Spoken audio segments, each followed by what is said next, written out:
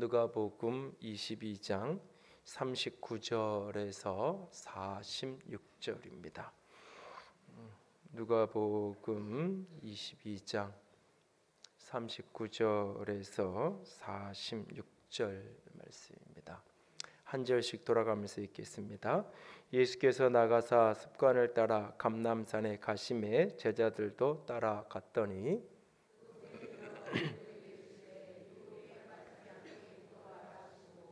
그들을 떠나 돌 던질 만큼 가서 무릎을 꿇고 기도하여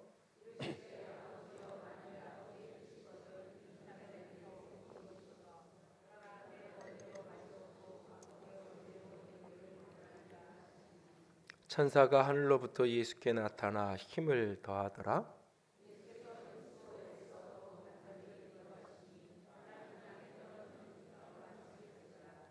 기도 후에 일어나 제자들에게 가서 슬픔으로 인하여 잠든 것을 보시고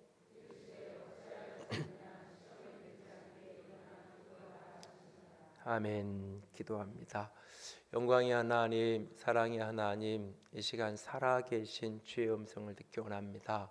성령께서 함께 하시고 주의 영으로, 생명의 영으로 충만하게 풍성하게 우리 주께서 기름 부어 주시옵소서. 연약한 종을 십자가 뒤에 가려주시고 살아계신 주님만 온전히 드러나시고 말씀하시기만을 간절히 원합니다. 주님께만 온전히 위탁되어지기 원하며 우리 주님 예수님 이름으로 기도드렸습니다. 아멘. 내가 계획하고 내가 선택하고 내가 살아가는 것 같은데 때로는 삶이라는 것이 그 속에 하나님의 놀라운 섭리가 하나님의 오묘한 손길이 그 위에 머물고 있다는 사실을 지나고 이렇게 되돌아보면 깨달아지고 알아질 때가 있어서 감동이 되고 은혜가 되어질 때가 종종 있습니다. 2월달 한 달 그 안식월로 보내면서 주일마다 이제 외부 목사님들이 오셔서 3주 말씀을 나눴는데요. 이제 이게 갑자기 조금은 이렇게 오래전부터 계획된 일정이 아니어서 이 설교자를 어떤 분을 세워야 될까 좀 고민이 있었습니다. 그래서 사실은 뭐 지역 교회를 목회하고 있는 분들은 본인 교회 주일을 빼고 와서 섬겨줄 수는 없을 거고 또 이렇게 해외에 있는 분들이나 이런 분들은 뭐 이렇게 조금 일정이 급해서 부탁을 드리기도 어렵고 그래서 이제 교회를 섬기지 않는 분들 중에서 이제 제가 신뢰할 수 있는 분들을 좀 이렇게 돌아보면서 아뜨리의 김관현 목사님, 에콰도르 선교사로 사역하셨던 우리 이영민 목사님, 해군 군종실장으로 계신 황성진 목사님 모셔서 함께 말씀을 나누셨는데요. 대학 시절부터 같이 시간을 보냈던 친구고 선배고 뭐 이렇게 한 30년 정도 같이 우정을 나눴던 귀한 분들인데요. 이게 미리 의도되고 계획된 건 아니었음에도 불구하고 이렇게 지나고 나서 곰곰이 이렇게 되돌아보니까 몇 가지 공통점이 제 안에 느껴지면서 새롭게 깨닫고 느껴지는 것이 몇 가지 있습니다. 그 중에 하나는 이 세 분이 다 저와는 스타일이나 뭐 사역의 성격도 굉장히 다르지만 설교 스타일도 굉장히 다양하고 다른 그런 부분들을 혹 느끼셨을 겁니다. 저보다는 조금은 강하기도 하고 또 많이 웃기기도 하고 이런 어떤 모습들을 보게 되는데요. 보니까는 그 마지막 주에 그 황성희 목사님 설교할 때 보니까 조는 사람이 한 사람도 없더라고요. 그러니까 그래서 하여튼간 뭐 이렇게 보면서 하나 느낀 거는 다른 것을 우리는 쉽게 틀린 것이라고 이야기를 합니다. 다른 게 틀린 거다. 근데 다른 것이 서로 존중되어지면 본질만 중심만 어긋나지 않는다면 그 다름은 많은 경우 더 아름다운 조화를 만들어내고 많은 축복을 만들어낼 수 있다는 거죠. 특히 이제 그 황성희 목사님이랑 제가 이렇게 가까이 지내면 뭐 많은 분들이 그런 얘기를 해요. 그 조합이 잘 이렇게 이해가 안 된다고. 어떤 공통점이 좋아하는 거, 그 뭐 이렇게 하면서 노는 거 정반대인 경우가 굉장히 많은데 가까이 지내는 이유를 잘 모르겠다고 이야기를 할 때가 있는데 서로를 존중하면 조금 달라도 얼마든지 친구가 될 수 있고 동지가 될 수 있고 함께 걸어갈 수 있는 겁니다. 오늘 한국 사회가 앓고 있는 여러 몸살 가운데 하나도 이 배려와 존중과 수용이 아니라 자꾸 배제하고 비판하고 정죄하는 그런 문화적인 그런 정서가 우리 속에 강한데, 다른 것을 좀 품을 줄 아는 그런 사람이 되어야 되겠다. 특별히 나이가 들면 들수록 그러니까는 다른 것에게 적응하고 맞추려는 거 하고 싶지 않은, 그래서 나 처음부터 나한테 맞는 것만을 자꾸 찾고 싶은 정서가 강해지는데, 이런 것들도 조심해야 되겠다는 생각을 좀 했고요. 또 하나는 사실 그 세 분이 다 30년 한 길을 이렇게 걸어온 분들이에요. 그래서 고등학교 때부터 연극을 시작해서 뭐 대학 다닐 때도 사당동 저희 캠퍼스보다 대학로에 더 많이 가 있었던 김관희 목사는 30년 내내 그 일을 문화, 연극, 뮤지컬로 영혼들을 섬기는 일들을 해오고 있고, 또 가족들과 함께 이렇게 이민을 뭐 본인 처음 선교사를 부름받아서 떠난 게 아니라 부모님이 이제 이민을 가는 거에 같이 그냥 그때의 신앙의 많은 회의 속에서 학교의 어려운 현실 여러 가지 때문에 다 그냥 포기하고 4학년 1학기까지 마치고 졸업을 안 한 채로 이민길에 올랐던 이성 교사님은 그곳에서 하나님을 다시 만나고 다시 비전 부르심을 받고 거기에서 선교사로 헌신해서 25년을 에콰도르에서 헌신을 했고, 사모님이 건강이 안 좋으셔서 이제 귀국을 해서 한 4, 5년 한국에서 지금 치료하면서 머물고 있는 시간을 보내고 있는데요. 30년 그 에콰도르 영혼들을 위해서, 특별히 그 아우커 원주민들을 위해서 자신의 삶을 드리고 있는 귀한 선교사님의 마음을 좀 나눌 수 있었고요. 대학교 1학년 때 군무 후보생이 돼서 평생을 군 보그마로 30년을 이제 보내고 이달 말이 이제 전역을 하게 되는 자신의 모든 열정을 군에 있는 젊은 친구들을 위해서 헌신했던 귀한 목사님 말씀을 나눴는데요. 보면서 다른 길이지만 어찌 보면 저도 25년 지금 이 자리에 늘 이렇게 서 있는데, 하나님이 대학 때부터 교회에 대한 비전, 안타까움, 교회만 생각하면 늘 가슴이 아프고 눈물이 흐르는 그런 어떤 마음을 주셨고, 그 연장선상에서 일찍 교회를 시작하게 하셨고 30년 그 길을 또 이렇게 한 자리에서 걸어왔는데요. 그런 모습들을 이렇게 하나님이 보게 하시면서 에베네셀의 하나님을 찬양하고 노래하게 했던 귀한 시간들이었습니다. 그리고 또 하나는 그 매주마다 사실은 그 목사님들을 아는 분들이 우리 가운데 있더라고요. 그러니까 이 세 분이 다, 그래서 잘 살아야 되겠다. 어디 가서 내가 어디에 설교하러 갔는데 어떤 분을 만나게 될지. 사실은 뭐 그냥 뜬구름 잡는 이야기, 좋은 설교를 찾아서 말씀을 나눈 게 아니라 사실 본인들의 삶의 간증, 이 세 편의 설교가 다 본인들의 인생의 풀스토리에 자기 간증을 나누지 않았지만 자기 이야기가 가장 중요한 고백지에서 담겨진 그 이야기가 무슨 이야기를 하는지 30년을 가까이 지냈기 때문에 그 의미가 무엇인지를 아는데, 그 시점마다 이렇게 인생을 같이 살았던 또는 곁에 있었던 분들이 우리 속에 있더라고요. 그러면서 삶이라는 것도 특별히 메시지, 설교, 이것은 결국 삶으로 증명되는 거고 살면서 확인되는 거고, 한 번에 아주 멋있는 설교를 할 수도 있고 들을 수도 있지만 그것이 내게 남아지고 내 삶에 영향력을 미치는 건 결국 삶으로 흔적으로 남아진 그것인데 하는 그런 생각을 지난 3, 4, 2월 한 달을 쭉 보면서 그런 생각을 좀 했습니다.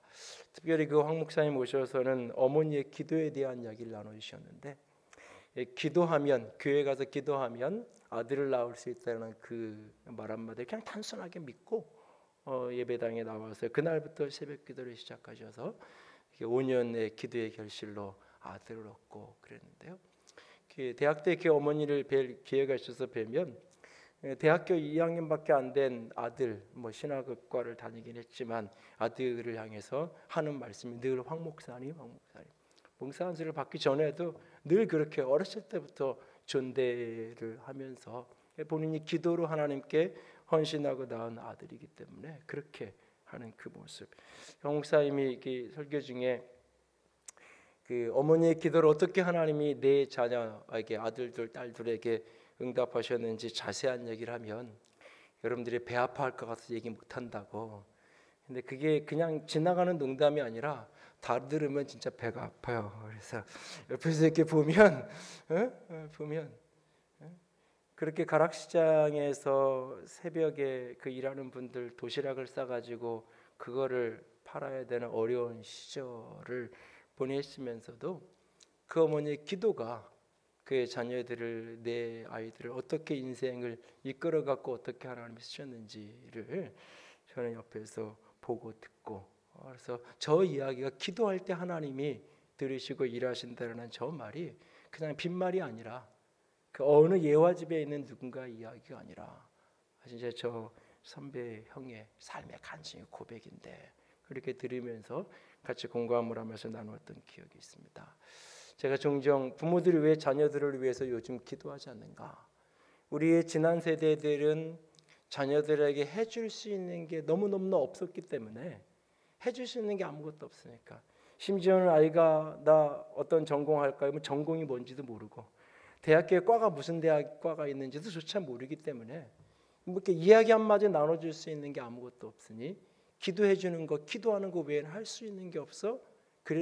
그래서 기도에 헌신했던 세대였지만, 오늘날의 부모 세대는 기도할 시간에 아이를 위해서 할 수 있는 게 너무 많아서, 아니 내가 해줄 수 있는 게 너무 많다라는 그 착각이 어쩌면 기도하지 않게 만들고, 기도 없이도 자녀를 얼마든지 키울 수 있다라고 착각하게 만들고 있지는 않는지, 그 이야기를 제가 몇 차례 드리며 나눈 기억이 나는데요.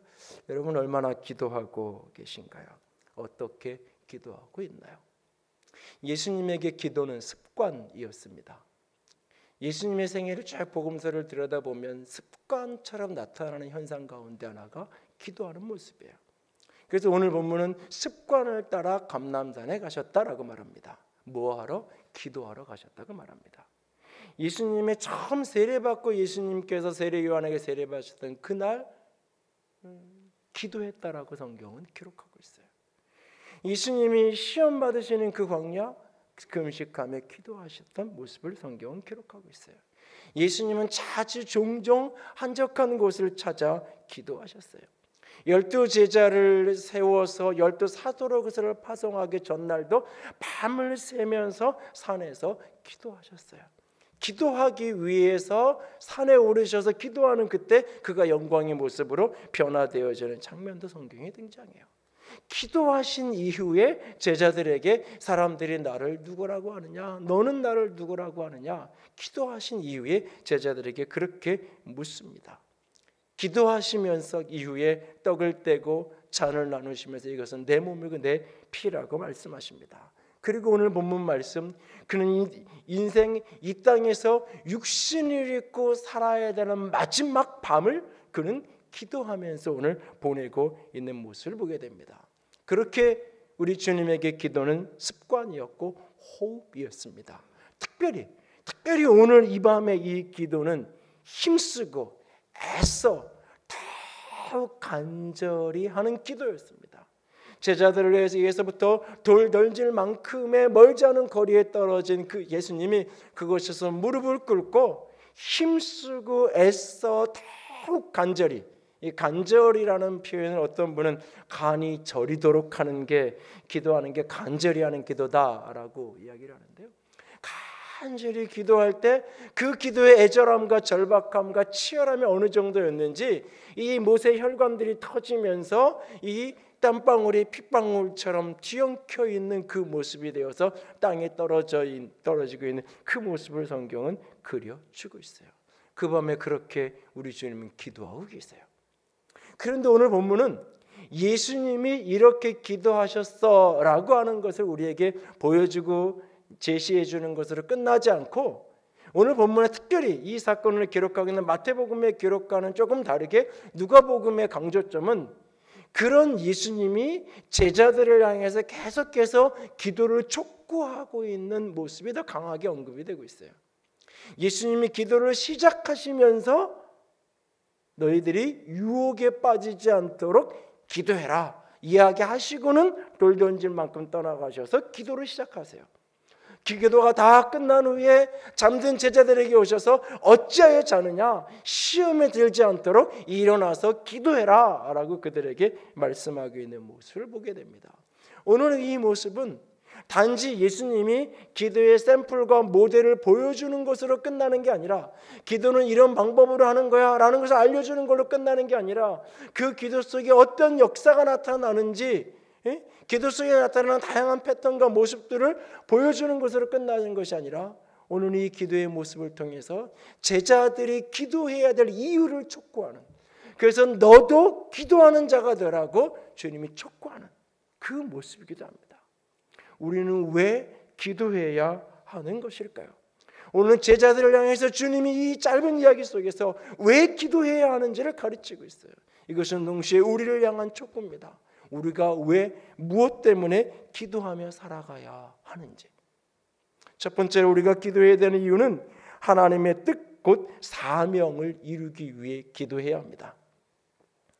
우리가 기도해야 되는 이유는 하나님의 뜻, 하나님의 사명을 우리의 인생 속에서 이루기 위해서, 성취하기 위해서 우리는 기도해야 돼요.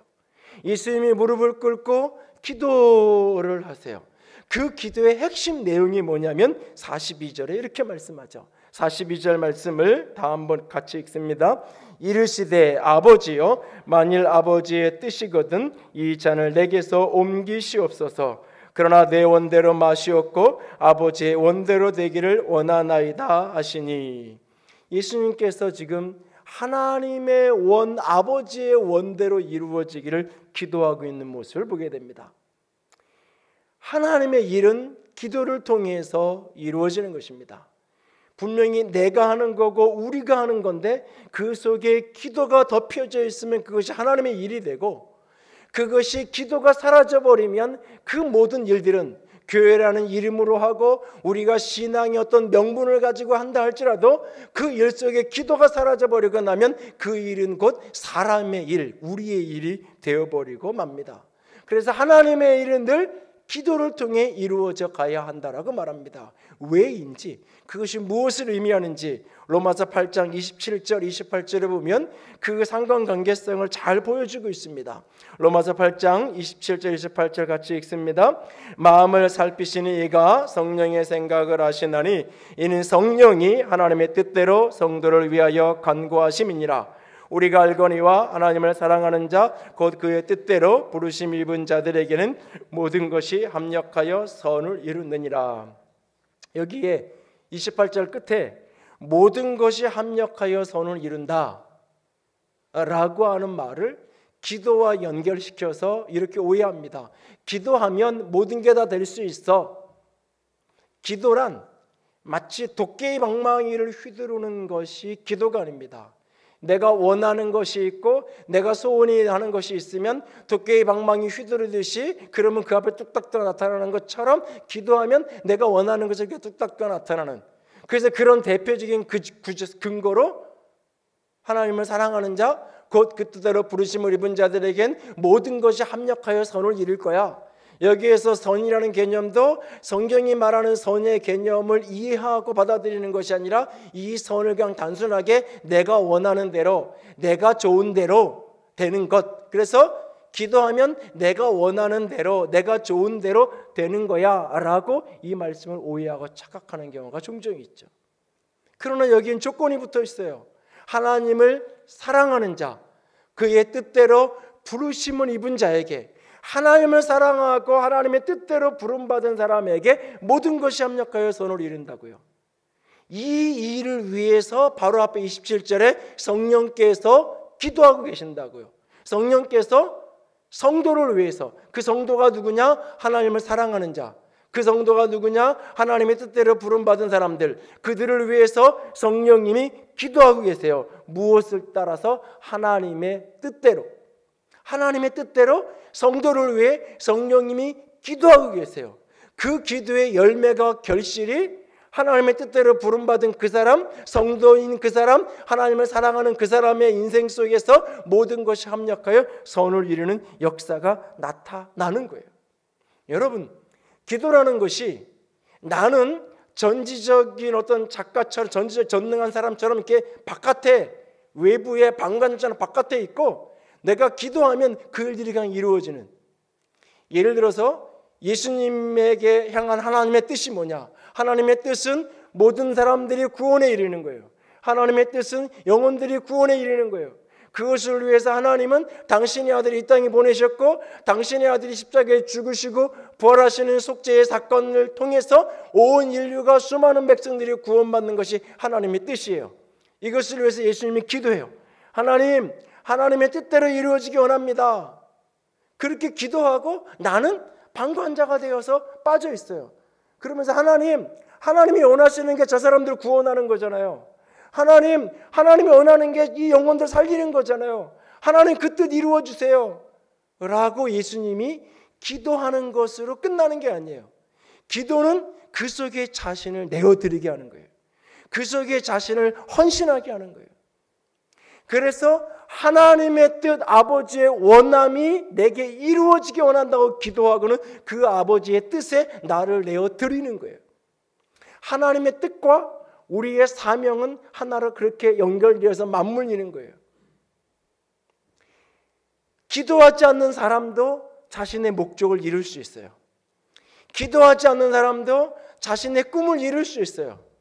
기도하지 않는 사람도 자신의 비전을 성취할 수 있어요. 오늘 교회 바깥에 수많은 사람들이 자신의 인생의 목적을 가지고 내 인생의 사명선언서라고 스스로 명명하고 20대 초반에 자신의 인생의 타임테이블을 짜서 30대는 이런 걸 할 거고 40대는 이렇게 될 거고 내가 50대는 이런 자리에 설 거야 라고 마스터 플랜을 짜고 거기에 인생을 들이고 헌신을 들이고 삶을 들여서 그 모습을 이루고 아니 그 이상을 성취해가는 사람들 우리는 얼마든지 주변에 만날 수 있어요. 그리스도 바깥에. 아니 신앙인이 아니어요. 얼마든지 볼 수 있어요. 자기 꿈을 이루고 자기 목적을 이루고 자기 비전을 이루는 인생들. 그러나 그것은 하나님하고는 아무 상관없는 거예요. 하나님하고는 아무 상관이 없는 거예요. 그 내 비전, 내 꿈이 하나님의 뜻하고 연결되어지어야 내 인생에서 이루어진 그 일이 내 꿈의 성취가 아니라 하나님의 꿈의 성취가 되는 거예요. 그래서 하나님의 뜻이 내 사명으로 받아지기 위한 연결고리가 뭐냐? 그게 바로 기도예요. 기도예요. 기도는 내가 원하는 것을 단식 투쟁하는 게 아니에요. 그 기도 속에 하나님의 뜻이 깨달아지고 하나님의 뜻이 발견되어지고 거기에 내 인생이 연결되는 거예요. 그래서 기도 속에서 하나님의 뜻을 찾는다는 것은 기도 속에서 내 인생의 목적이 깨달아지는 거예요. 내 인생의 사명이 알아지는 거예요. 내가 무엇을 위해 인생을 살아야 되는지 나의 목적과 부르심이 기도 속에 만나지는 거예요. 그래서 그 길을 인생을 살아가게 되는 거예요. 그리고 어느 날 하나님의 뜻을 이룬 인생, 자신의 사명을 다한 인생으로 인생의 마지막을 마치게 되는 거예요. 왜 예수님이 그 밤에 그렇게 기도하고 계시는가? 자신에게 주어진 사명, 자신을 향한 하나님의 뜻을 성취하기 위해서 그는 그렇게 기도하고 계신 거예요. 예수님의 생애 전체, 특별히 유가복음에 기도라는 단어를 찾아 동그라미를 치면서 읽어가면 예수님의 생애 전체가 처음부터 마지막까지가 기도하는 생이에요. 그가 그렇게 기도할 수밖에 없었던 이유는 자신의 사명을 이루기 위해서, 나를 향한 아버지의 뜻의 성취를 위해서 그는 그렇게 끝까지 기도하는 길을 걸어가셨던 거예요. 여러분이 내 꿈을 이루는 인생을 살아가고 싶다면 기도하실 필요 없어요. 내 꿈을 이루는 인생을 살아갈 때 기도해야 될 이유는 단 한 가지예요. 내 꿈대로 안 됐을 때, 실패했을 때, 근데 할 수 있는 게 아무것도 없을 때, 내 꿈대로 열심히 했는데 장벽을 만나고 난관을 아무것도 할 수가 없어. 도와줄 사람도 아무도 없어. 사돈의 팔자는 아무도 도울 사람이 없어. 해볼 수 있는 게 기도밖에 남은 게 없어. 그때 기도하는 거죠. 그런 수준의 기도밖에 안 되는 거예요. 그래서 누군가 새벽 기도를 나오면 저 집에 또 뭔 일 있나 보다. 그 나가면서 요새 무슨 일 있어? 애들이 속삭여서 기도 시작한 거야? 무슨 사연이 있고 사건이 있어야 기도가 시작되는 거예요. 기도라는 것이 그냥 내 꿈을 이루어 가다가 장애를 만나고 어려움을 만났을 때 하는 것 수준이니까. 그러니까 예수 믿는 사람이 교회에 나와서 기도하는 거하고 사찰에 가서 불교도들이 비는 거하고 산을 올라가면서 돌무더기를 쌓아놓고 거기 가서 비는 거하고 다를 게 아무것도 없는 거예요. 그냥 이것도 기도고 저것도 기도인 거예요. 근데 나는 별로 어려운 게 없어. 나는 내 꿈대로 인생 착착 진행되고 있어. 아니, 저럴 시간 있으면 나는 단어 하나 외우는 게 좋고, 저럴 시간 있어 가서 교회 가서 저렇게 기도할 시간 있으면 내가 학원 하나를 더 가는 게 낫고, 잠깐 잠이라도 더 자서 피곤이라도 푸는 게 더 나아. 꿈을 이루는데 훨씬 인생에 유익해. 기도할 이유가 없는 거죠. 필요도 없고 이유도 없는 거예요. 그런데 그냥 교회를 다니니까 막연히 부담감만 느끼는 거예요. 기도해야 된다고 하도 얘기하니까 기도해야 돼 생각도 하고 부담감도 느끼고 기도해야 되는 이야기도 해요. 근데 기도는 안 해요. 필요가 없으니까. 예수님이 기도하신 이유, 오늘 우리가 기도해야 되는 이유가 뭐냐? 그 기도를 통해서 내 인생의 목적이 하나님의 뜻과 연결되기 때문에, 기도를 통해 하나님의 뜻, 내 인생의 사명이 성취되어지는 그 연결고리가, 그 링크 역할을 하는 것이 기도이기 때문에 우리는 기도하는 거예요. 내가 한 번밖에 살 수 없는 이 인생이 헛된 인생을 사는 것이 아니라, 한 번밖에 살 수 없는 인생이 하늘의 차원의 의미 있고 목적 있는 인생이 되기 위해서 우리에게 기도가 필요한 거예요. 왜 기도해야 하냐고요? 나를 향한 하나님의 뜻, 사명을 이루기 위해서. 두 번째는 시험에 빠지지 않기 위해 기도해야 됩니다. 사단의 시험에 빠지지 않기 위해서 우리는 기도해야 됩니다. 예수님이 기도를 시작하는 처음에 유혹에 빠지지 않게 기도하라고 부탁했어요. 조금 지나서 예수님이 기도하신 이후에 제자들에게 다시 오셔서 하는 말이 뭐냐면, 시험에 들지 않도록 일어나 기도하라고 하면서 어찌하여 너희들 자고 있느냐라고 주님께서 꾸짖으시며 이제 마지막 이야기를 하세요. 누가복음 전체에 시험이라는 단어가 등장하는 장면을 보면 대부분 모든 장면이 그 배후에 사단의 역사가 함께 동반돼요. 그래서 시험에 들지 않게 기도하라는 이 말은 사단의 올무에 걸려들지 않게 기도하라라고 하는 이야기입니다. 여러분이 보기에 어떤 사람이 시험 들었다고 여러분 보기에 보이시거든 그 사람에게 하지 말아야 될 말이 한 가지 있어요. 그게 뭐냐면 그 사람에게 기도하란 말하면 안 돼요. 시험에 들면 가장 첫 번째로 나타나는 현상이 기도가 안 돼요. 기도하기 싫고 기도가 안 되고 막상 기도의 자리에 와도 기도가 닫혀 있게 돼 있어요. 대표적인 현상 중에 하나예요. 그래서 시험에 들기 전에, 시험에 빠지지 않도록 기도하라고 오늘 주님이 말씀하고 계세요. 여러분, 마태복음 16장에 예수님이 베드로와 제자들과의 대화 속에서 베드로가 주는 그리스도죠 살아계신 하나님의 아들입니다가 위대한 신앙 고백을 해요. 그래서 그 장면부터 예수님이 자신의 고난과 죽음과 부활에 대한 메시지를 말씀하기 시작해요. 그 말씀을 듣고는 베드로가 화를 내요. 화를 내면서 예수님을 조금 이렇게 야단치듯이 그냥 좋게 이야기하는 야단치 이렇게 불편하게 왜 저런 소리 하는 거야? 라고 하는 그런 뉘앙스로 주님 그렇게 하지 마십시오. 주님이 그렇게 죽게 되고 그런 일들은 결코 일어나지 않을 겁니다. 라고 신경질적인 반응을 내요. 어찌 보면 당연하잖아요. 스승이 이제 죽어야 돼, 고난받고 죽어 이런 얘기를 하니까 그 길을 왜 가냐고. 지금 한참 모든 게 잘 되고 있는데 수많은 사람들이 인기도 있고 여론조도 왜 저런 소리 힘든 소리 하는지 불편한 거예요. 그때 예수님이 베드로를 향해서 사단아 물러가라고 얘기하죠. 여기까지는 이해가 돼요. 왜 지금 베드로가 하는 말이 사단의 소리고 하나님의 일이 아닌 사람의 일을 생각하는 말들이니까. 사단아 물러가라. 근데 그 다음 말이 충격이에요. 사단아 물러가라. 그리고 이렇게 말씀하세요. 너는 나를 넘어지게 하는 자다라고 말해요. 너는 나를 넘어지게 하는 자다. 이 말은 예수님도 넘어질 수 있다라고 하는 이야기예요. 예수님이 우리와 동일하게 인간이 되셔서 우리와 동일하게 우리가 당하는 시험을 당하셨다라고 말할 때 많은 사람들은 상상해요. 예수님이니까. 예수님이 40일을 금식하시고 배가 줄인데 돌로 떡으로 만들라는 그 명령 앞에서, 유혹 앞에서 사람이 떡으로만 사는 거 아니야? 예수님이니까 40일 굶어도 저런 이야기를 하시지. 그 뉘앙스 속에는 예수님은 40일 굶어도 별로 배가 안 고팠을 거야. 이게 우리 속에 있어요. 예수님이니까 저런 유혹 이겨내야지. 아니요. 예수님도 우리는 똑같은 인간을 입고 이 땅에 오셨어요. 예수님도 사단의 시험에 넘어질 수 있는 분이에요. 예수님이 넘어질 수 없는 분이라면 사단이 시험하는 게 쇼잖아요. 사단하고 예수님하고 짜고 우리에게 쇼를 해주는 거잖아요. 예수님이 넘어질 수 없는 분인데 거기다 대고 사단이 유혹을 하고 시험을 하고 있다면 예수님은 넘어질 수 있는 분이에요. 그래서 그가 기도하는 거예요. 넘어지지 않기 위해서. 끊임없이. 그런데 여러분,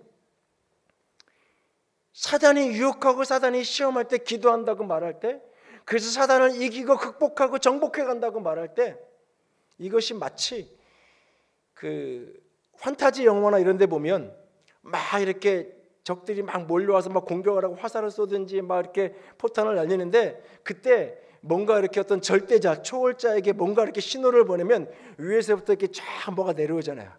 그래가지고 투명한 막 같은 게 내리조로 딱 쌓여가지고 막 공격을 하는데 이 안에서 아무렇지도 않게 안전하잖아요. 그래서 허허거리면서 막 웃잖아요.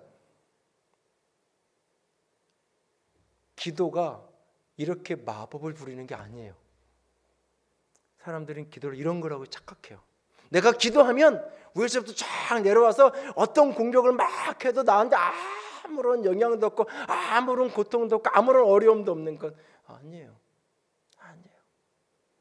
여러분, 예수님이 고난이 없게 기도하라고 말하지 않았어요. 시험을 겪지 않게 기도하라고 말하지 않았어요. 사단의 공격을 만나지 않게 기도하라고 말하지 않았어요. 시험에 들지 않게 해달라고, 시험에 빠지지 않게 해달라고 기도하라고 했어요. 기도할 때 그 사단의 권세, 그 고난의 어려움, 그 시험과 시련과 고통 저 너머에 있는 하나님이 보여요. 기도할 때 분명히 현실은 절망인데, 분명히 현실은 좌절인데, 분명히 현실은 시험 드는 게 맞는데 그 너머에 있는 하나님이 보여요. 기도하는 사람에게. 그래서 그 자리에서 시험에 들지 않는 거예요. 다시 일어서고 그 자리에서 일어나서 그 문제를 뚫고 나갈 수 있는 거예요. 베드로가 그 밤에 기도하는 일에 실패했을 때, 대제사장이 하도 여종이 너 예수님하고 한편이지 라고 했을 때 모른다고 부인하고 부정하며 저주하면서까지 3번 부인하잖아요. 여러분, 베드로가 어떤 사람이에요? 내가 죽는 데까지 따라간다고 예수님을 향하여 소리쳤던 사람이에요. 그리고 칼을 품에 차고 다니는 사람이에요.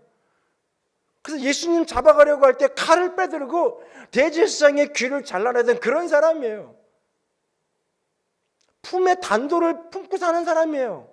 그런데 한 여인이 앉아가지고 예수님과 같이 다녔지. 그런데 거기서 모른다고 얘기하잖아요. 아니, 그게 싫으면 그냥 도망이라도 가야 되잖아요. 그 자리라도 피해야 되잖아요. 도망갈 힘도 없는 거예요. 그 자리를 피할 여력도 없는 거예요. 거기 앉아서 계속 난 몰라, 예수님 몰라 그러고 있어요. 베드로가 그런 자리에 베드로가 떨어져 있어요.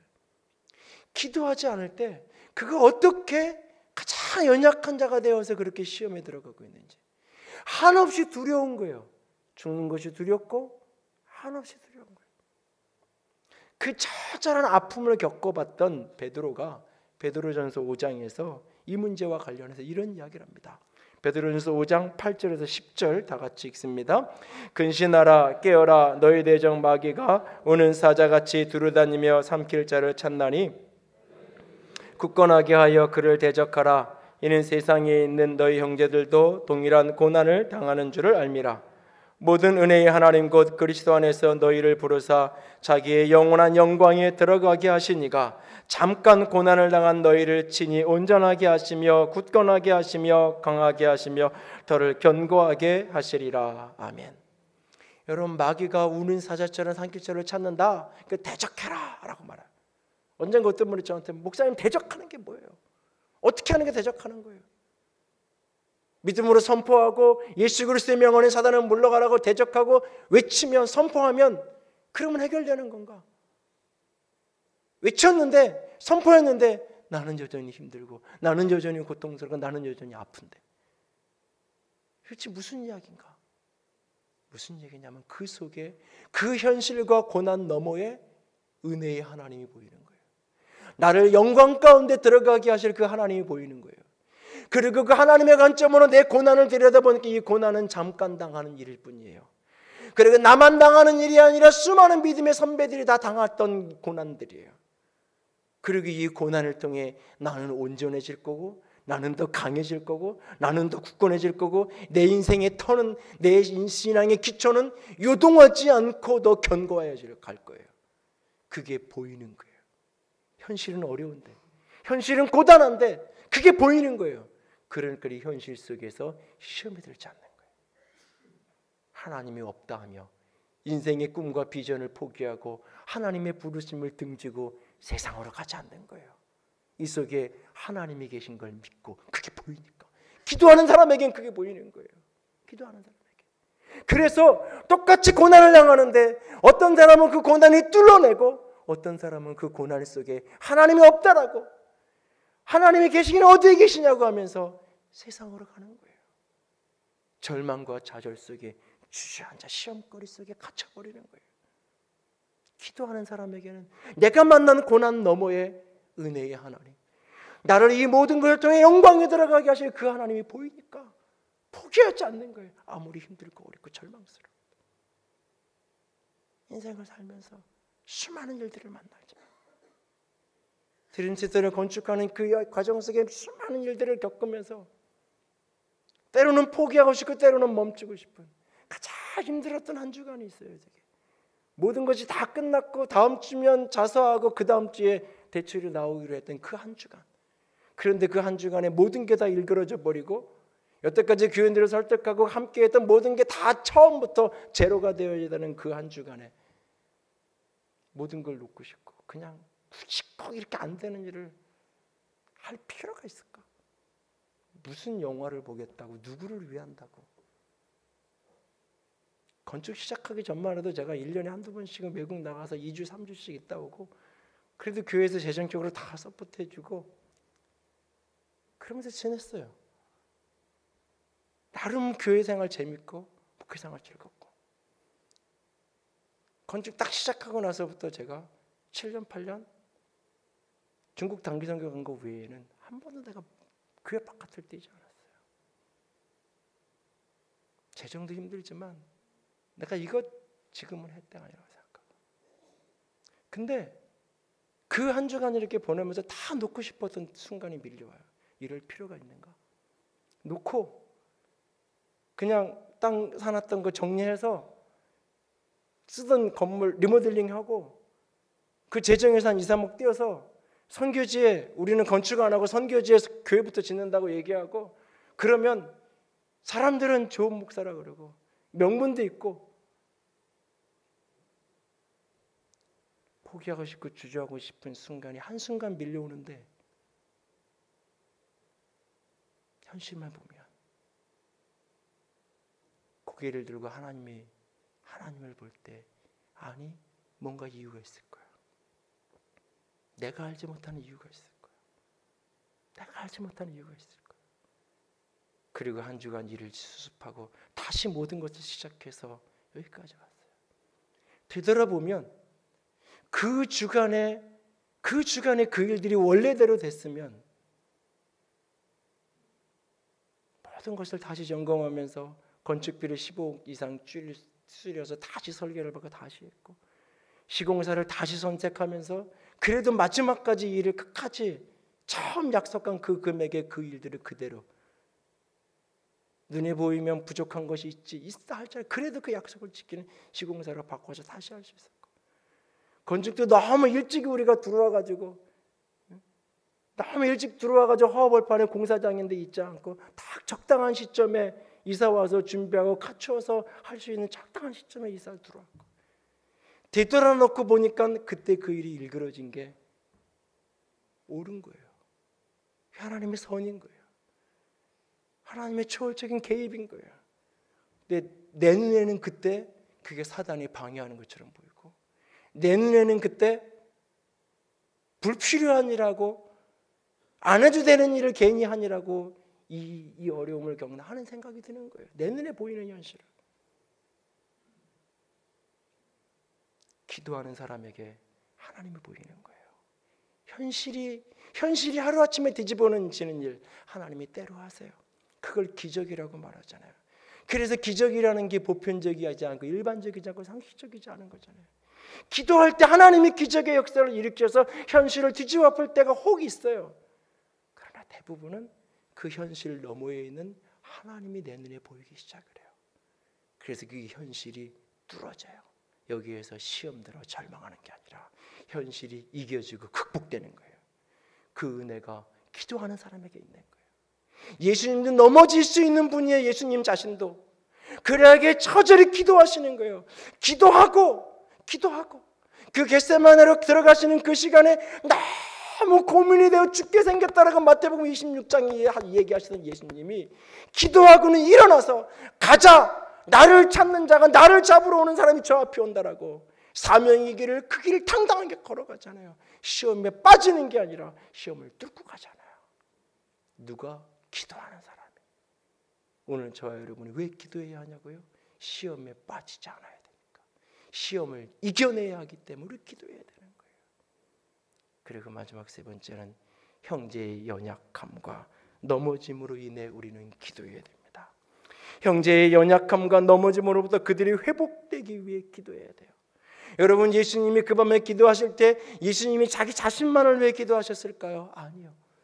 요한복음 17장에 예수님의 또 다른 그 시장 안에 했던 예수님의 다른 기도의 내용을 보면 총 36절 가운데 8절이 예수님이 자신과 사명을 위한 기도고 나머지 9절에서 26절까지가 교회와 제자들을 위한 기도예요.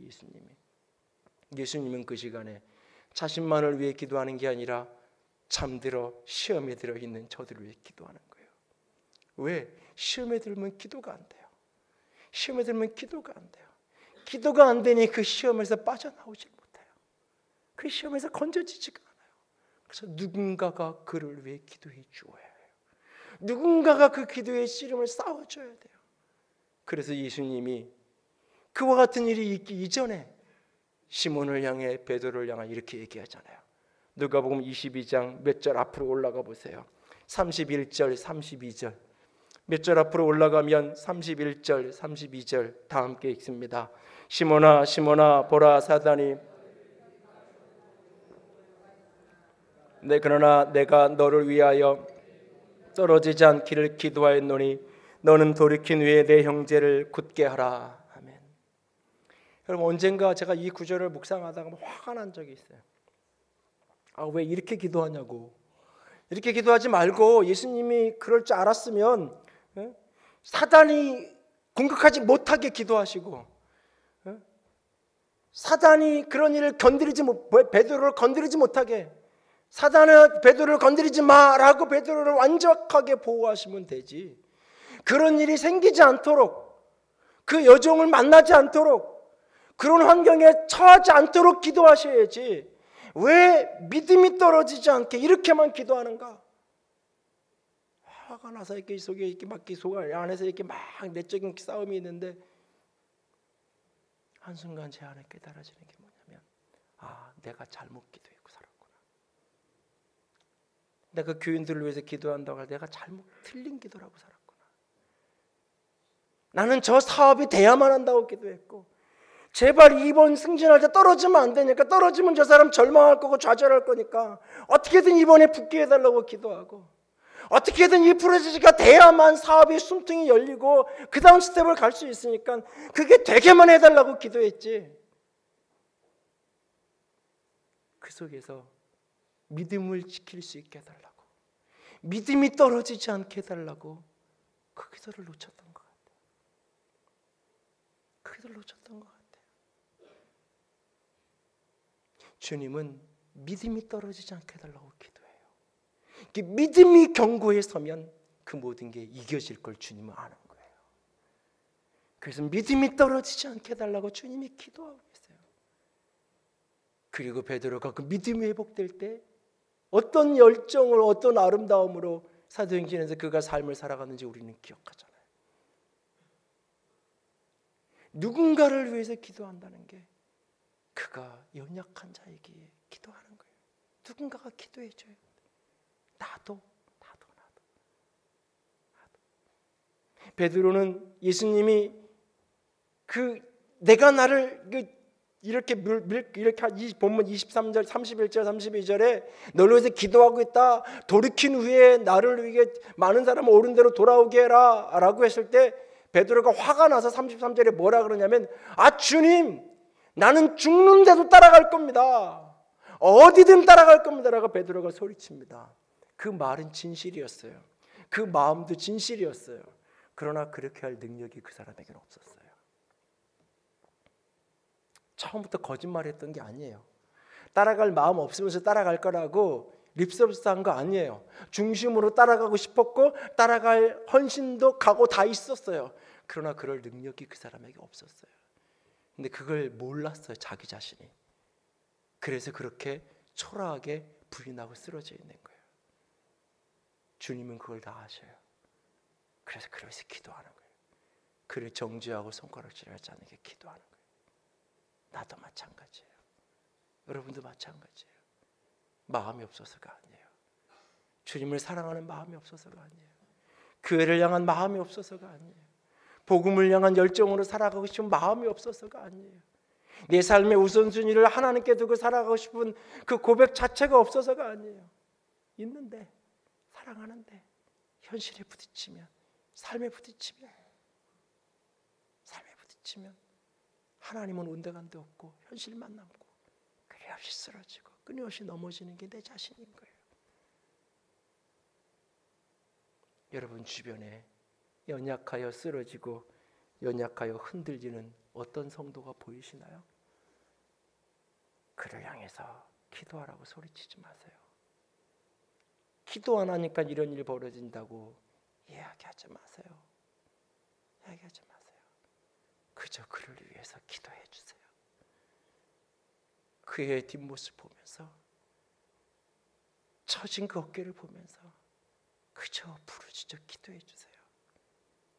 어느 날 그가 나도 기도하고 싶은데 어떻게 해야 되냐고, 나 좀 깨워달라고, 나 좀 데려가 달라고, 혼자는 못하겠다고, 그가 함께하게 될 때가 반드시 올 겁니다.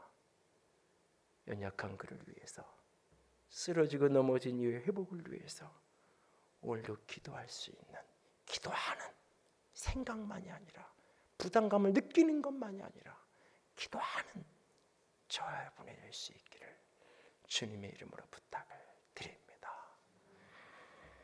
영광이 마셔서 178번. 당신이 지쳐서 기도할 수 없고 눈물이 빗물처럼 흘러내릴 때 같이 찬양하기 원합니다.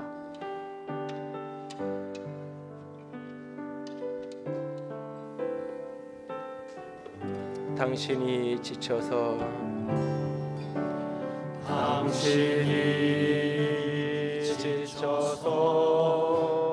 기도할 수 없고 눈물이 빗물처럼 흘러내릴 때 주님은 하시네 방치네 약함을 사랑으로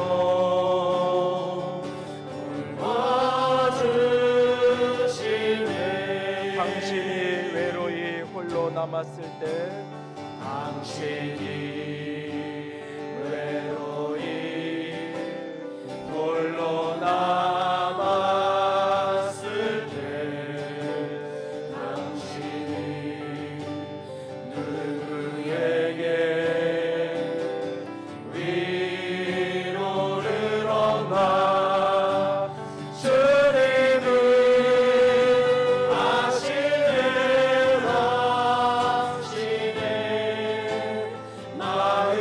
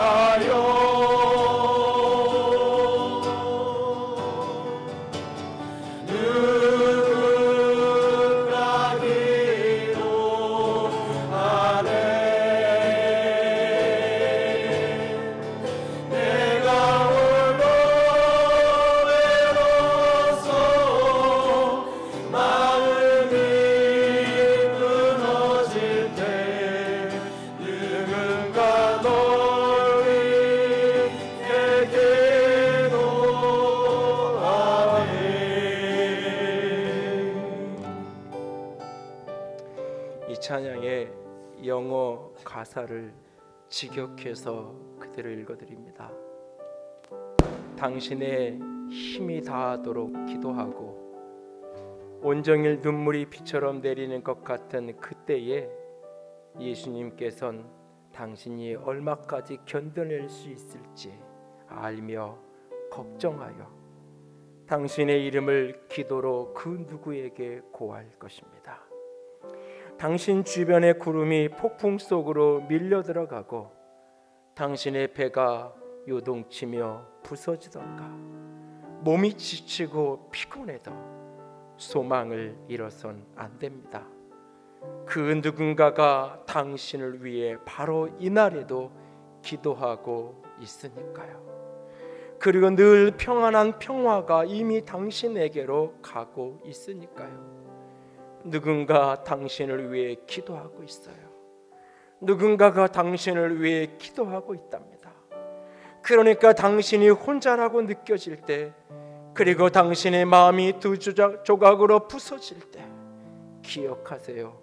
누군가가 당신을 위해 기도하고 있다는 것을. 하나님의 우편에 계신 자, 그가 우리를 위하여 친히 간구하고 계십니다.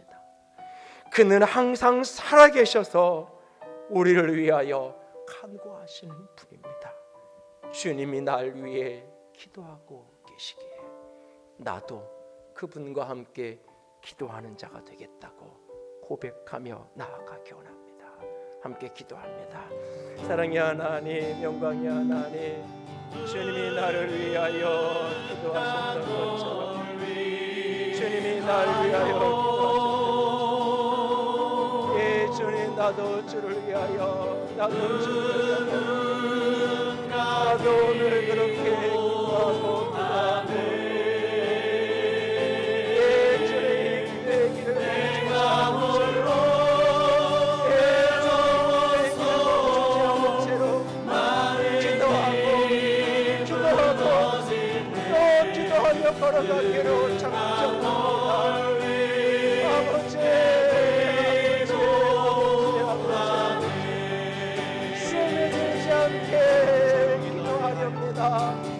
내가 연약한 자요, 내가 넘어질 수밖에 없는 존재이기에 아버지 앞에 기도하며 나아가렵니다. 기도하고 또 기도하고 또 기도하며 나아가기로 작정합니다. 아버지, 아버지, 아버지, 주의 영을 부어주시오. 내가 홀로